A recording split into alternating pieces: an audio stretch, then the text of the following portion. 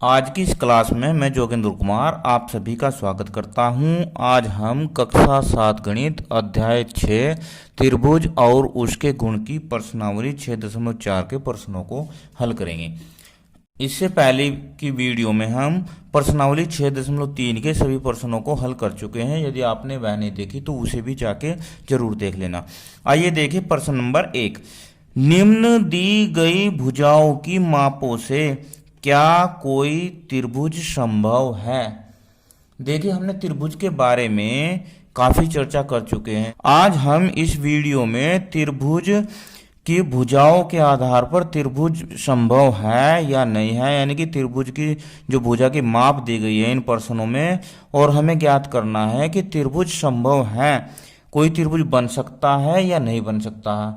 आइए देखिए। अब देखिए इस प्रश्न में किसी त्रिभुज की तीनों भुजाएं दी गई है। क्या दी गई है? तीनों भुजाएं दी गई हैं, उनकी माप दी गई है। इनके आधार पर हमें बताना है कि क्या त्रिभुज पॉसिबल है, संभव है या नहीं है। तो हम जानते हैं कि किसी भी त्रिभुज की दो भुजाओं का योग उसकी तीसरी भुजा से हमेशा बड़ा होता है, ज्यादा होता है।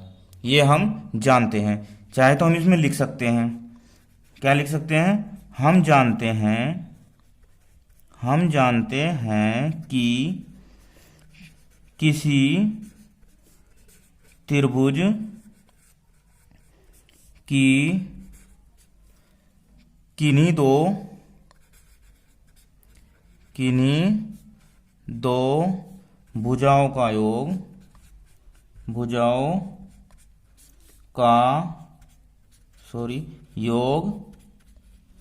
तीसरी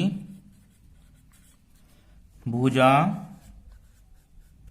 की माप से बड़ा होता है। अब बहुत ही सिंपल तरीका है। दो भुजाओं को जोड़कर देख लेते हैं। अगर तीसरी से ज्यादा है तो त्रिभुज संभव है, नहीं तो संभव नहीं है। देखो सबसे पहले हम क्या करते हैं, 2 को और 3 को जोड़ लेते हैं। 2 + 3, तीसरी कौन सी है? 5। तो 5 से क्या होना चाहिए?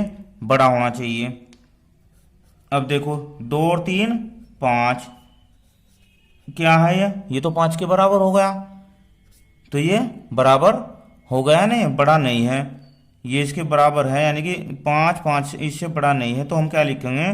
त्रिभुज, भाई यही हो जाएगा, त्रिभुज बनना संभव नहीं है। क्या आंसर हो जाएगा इसका? त्रिभुज बनना संभव नहीं है। बहुत ही सिंपल तरीका है। अब देखो नेक्स्ट देखते हैं। इसमें क्या है? 3 6 7। कितना है? 3 6 7। तो पहले तो इन दोनों को जोड़ लेते हैं। 3 + 6 7। तो 3 और 6 9 7, ये तो होगा राइट। अब इन दो को जोड़ लेते हैं। 6 + 7 बड़ा किससे होना चाहिए? 3 से। तो 6 और 7 13, हाँ 3 से बड़ा है, ये भी सत्य है। अब इसे और इसे जोड़ लेते हैं। 7 और 3 बड़ा होना चाहिए कितने? 6 से। तो 7 और 3 10, बड़ी है 6 से, ये भी सत्य है। तो अब लिख सकते हैं त्रिभुज, क्या लिख सकते हैं? त्रिभुज बनना संभव है। इसके बाद थर्ड पार्ट को हल करते हैं। अब इसमें देखो इसमें 6 3 2। तो सबसे पहले ना पहली भुजाओं को देख लेते हैं। 6 + 3 बड़ी किससे होनी चाहिए? 2 से। इसे देखो 3 + 2 बड़ी किससे होनी चाहिए? 6 से। और अब 3 + 2 हो गया। अब 2 और 6 देख लेते हैं। 2 + 6 किससे बड़ा होना चाहिए? 3 से। चलो 6 और 3 9, 2 से बड़ा है, ठीक है। 3 और 2 5, 6 से बड़ा नहीं है। क्या है? ये बड़ा नहीं है। इधर 6 और 2 8, 3 से बड़ा है। पर यहाँ पर देखो, यहाँ पर 6 से बड़ा नहीं है, इसलिए त्रिभुज यहाँ लिखेंगे। क्या लिखेंगे बताओ?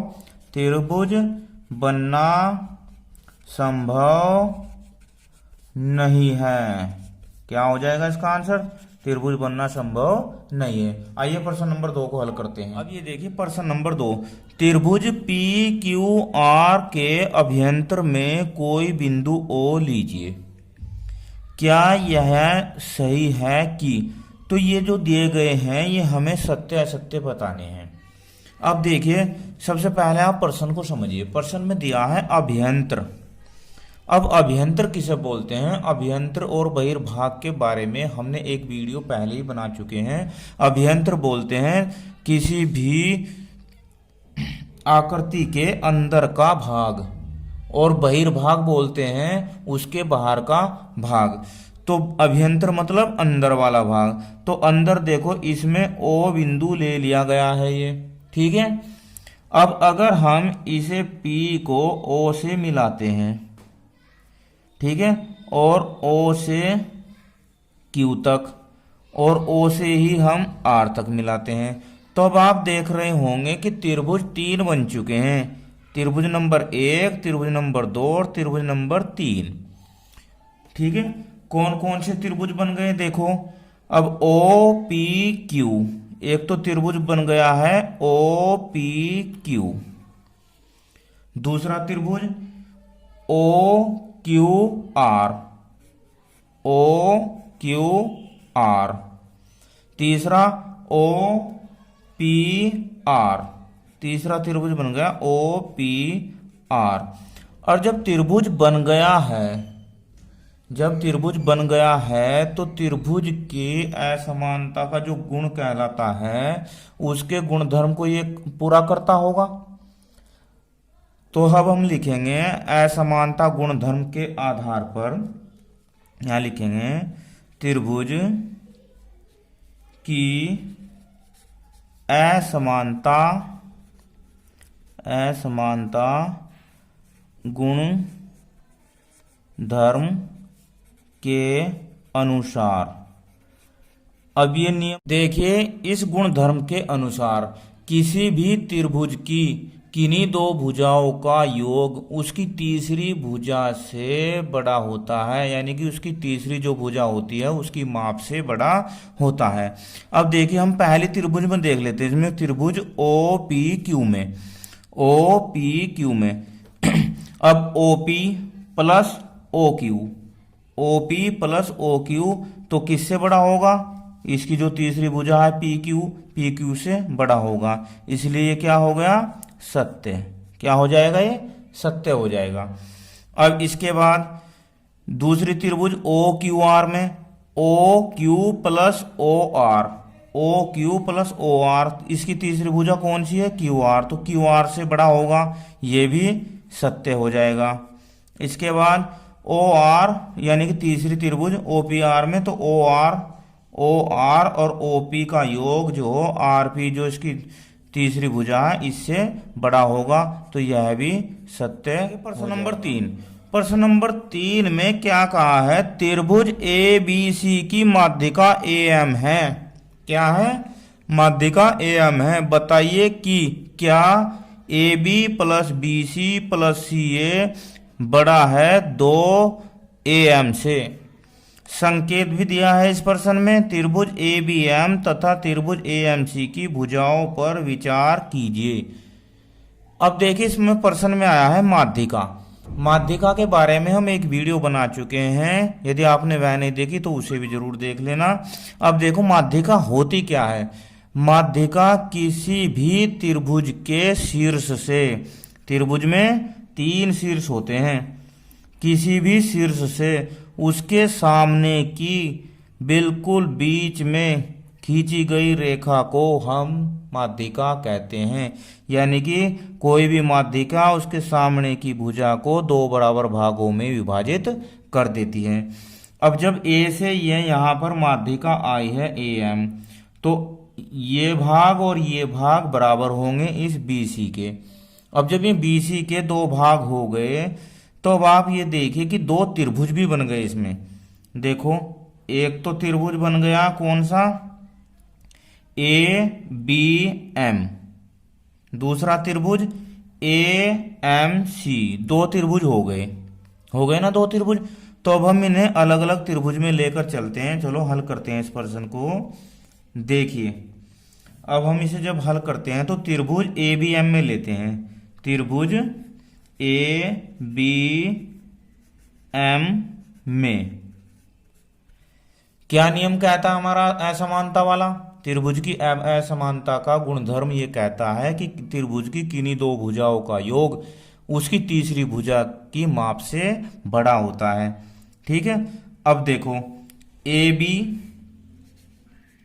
बी प्लस बी एम, क्या बी एम ये योग बड़ा होगा इसकी तीसरी भुजा से, ए एम से। होगा या नहीं होगा, इसे हम समीकरण नंबर 1 मान लेते हैं। यहां तक आपकी समझ में आ गया।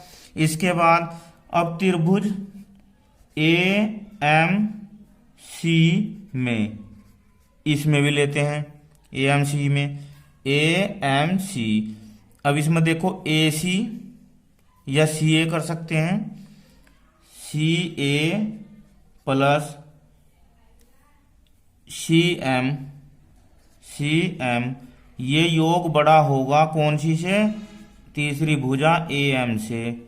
ये समीकरण मान लो 2। अब इन दोनों समीकरणों को आपस में जोड़ लेते हैं। यहां लिखते हैं समीकरण 1 व 2 को जोड़ने पर, क्या करने पर? जोड़ने पर। चलो अब देखो A B plus B M plus ये सी ए हो गया और प्लस सी एम। इधर का देखो A M plus A M, दोनों ए एम ही होंगे। अब ये ए बी और अब ये देखो बी एम, यहां देखो ध्यान से, बी एम और सी एम, ये बी एम है और ये सी एम है। तो यह पूरी की पूरी कंप्लीट क्या होगी? बी सी होगी ना। तो इसे लिख देते हैं बी सी प्लस ये सी ए। अब यहां पर ए एम ये कितने हो गए? 2 ए एम। हमें यही सिद्ध करना था, हमें यही सिद्ध करना था। यह आपकी समझ में आ गया ना। अब आइए इसके बाद प्रश्न नंबर 4 को हल करते हैं। अब देखो प्रश्न नंबर 4। प्रश्न नंबर 4 में क्या दिया है? ए बी सी डी एक चतुर्भुज है। क्या है? चतुर्भुज। क्या A B plus B C plus C D plus D A बड़ा है, यानी कि इनका योग बड़ा है A C plus B D से? ये हमें प्रूव करना है, सिद्ध करना है। तो इसमें एक शब्द आया है चतुर्भुज।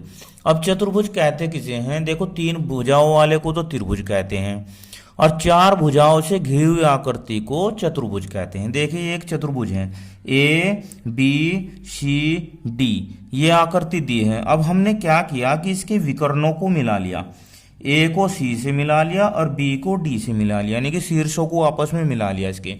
ठीक है, अब मिलाने से अब आप देख रहे होंगे कि हमें 4 त्रिभुज मिल गई है। कौन कौन सी मिल गई है? 4 त्रिभुज।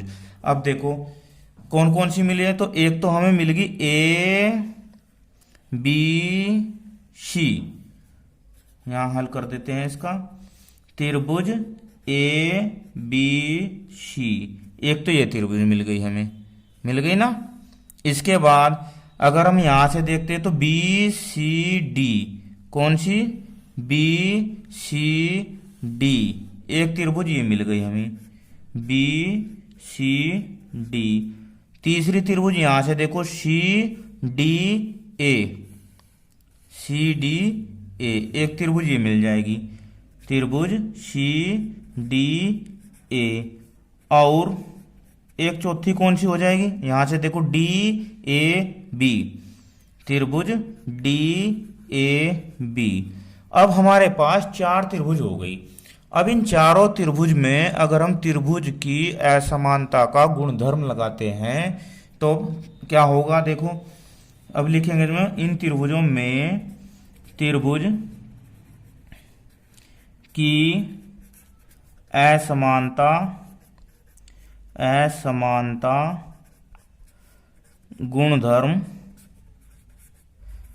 गुणधर्म का प्रयोग करने पर। अब असमानता गुणधर्म क्या होता है, हम प्रत्येक प्रश्न में चर्चा कर रहे हैं। किसी भी त्रिभुज की दो भुजाओं का योग उसकी तीसरी भुजा से बड़ा होता है। ठीक है, तो सबसे पहले हम एबीसी में ही देखते हैं। त्रिभुज ए बी सी में देखो, A B plus B C, A B plus B C बड़ा होगा किससे, ए सी से।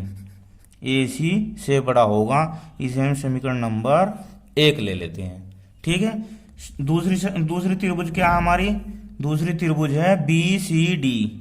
बी सी डी में इसमें क्या होगा, देखो बी सी डी में B C plus C D, B C plus C D, इसका योग, इन दोनों भुजाओं का योग होगा बी डी से बड़ा। किससे, बी डी से बड़ा। इसे समीकरण नंबर मान लेते हैं 2। तीसरी त्रिभुज कौन सी है हमारे पास, तीसरी त्रिभुज है सी डी ए।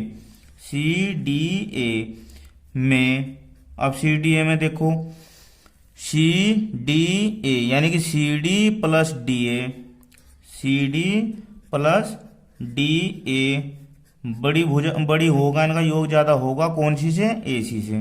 किससे, ए सी से। अब चौथी त्रिभुज हो गई हमारी D A B. D A B में इसमें भी क्या होगा, देखो डी ए बी कहाँ, डी ए बी, तो D A plus A B, D A plus A B का योग होगा, बड़ी भुजा कौन, तीसरी भुजा कौन सी है इसमें, देखो D A plus A B यानी कि बी डी, बी डी। अब ये हो गई 3rd और ये हो गई 4th। 4 समीकरण हो गई। अब इन समीकरणों को 1 2 3 4 को जोड़ने पर यहां लिखेंगे समीकरण 1st, 2nd, 3rd व 4th को जोड़ने पर। जोड़ो भाई।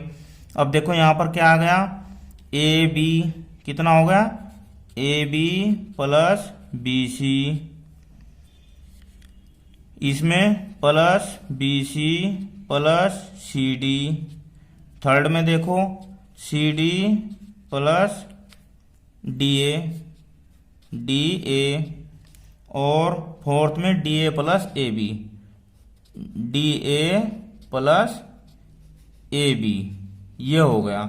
अब इधर देखो, इधर हो जाएगा ए सी बी डी, फिर ए सी और फिर बी डी, इधर हो गया ये। ठीक है, अब आप देख रहे होंगे, देखो ए बी और ए बी कितने हो गए, 2 ए बी हो गए ना, 2 ए बी, बी सी भी 2 हो गए, 2 बी सी, और सी डी भी 2 हो गए, 2 सी डी, और डी ए भी 2 ही हो गए, तो 2 डी ए।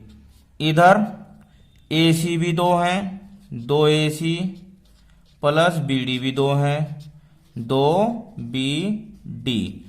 अब यहां से हम 2 कॉमन ले लेते हैं, क्या कर लेते हैं, 2 कॉमन ले लेते हैं। देखो 2 यहां भी, यहां भी, यहां भी, तो 2 हमने ले लिया बाहर, अंदर बच गया A B plus B C plus C D plus D A, और इधर यहां से भी 2 कॉमन ले लेते हैं, तो अंदर हो गया ए सी प्लस बी डी। अब इस 2 से ये 2 कट जाएगा, तो फिर क्या आ जाएगा, A B plus B C plus D A plus, sorry D A नहीं, C D plus D A, इनका योग हो जाएगा A C plus B D से ज्यादा, और हमें यही सिद्ध करना था। क्या करना था, यही सिद्ध करना था।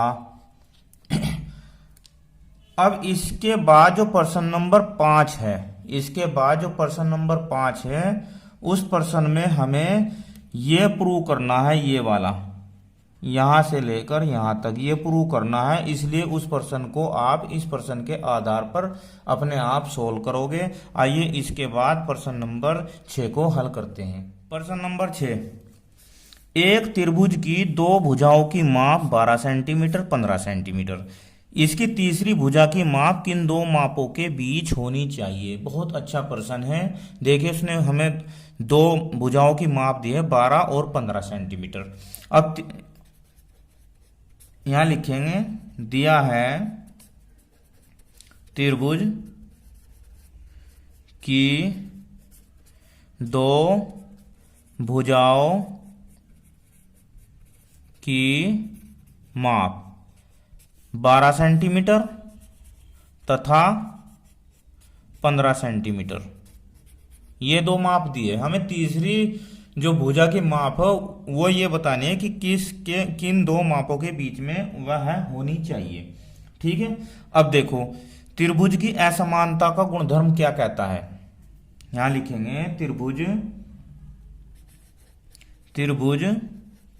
की असमानता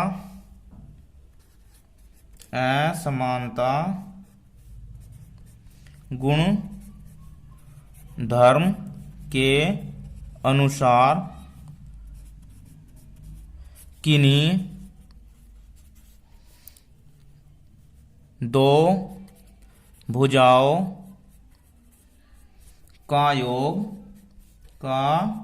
योग तीसरी भुजा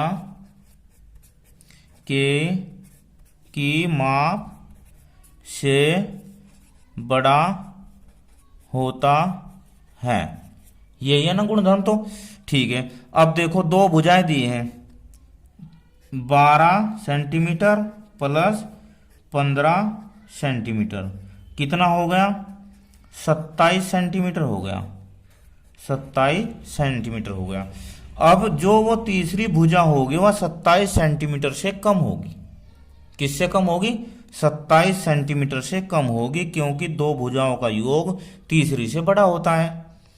अब एक गुणधर्म में एक नियम और है कि दोनों भुजाओं के अंतर से बड़ा होता है, उससे कम भी नहीं होगा।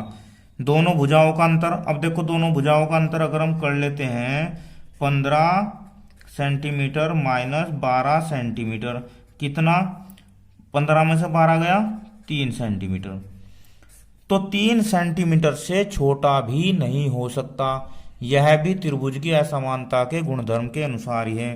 तो अब हम कह सकते हैं अतः तीसरी भुजा की माप 3 सेंटीमीटर और 27 सेंटीमीटर के बीच होनी चाहिए। 3 से छोटी नहीं हो सकती, 27 से ज़्यादा भी नहीं हो सकती। ये इसका आंसर हो जाएगा। वीडियो कैसी लगी मुझे कमेंट में ज़रूर बताना। धन्यवाद। आपका दिन शुभ हो।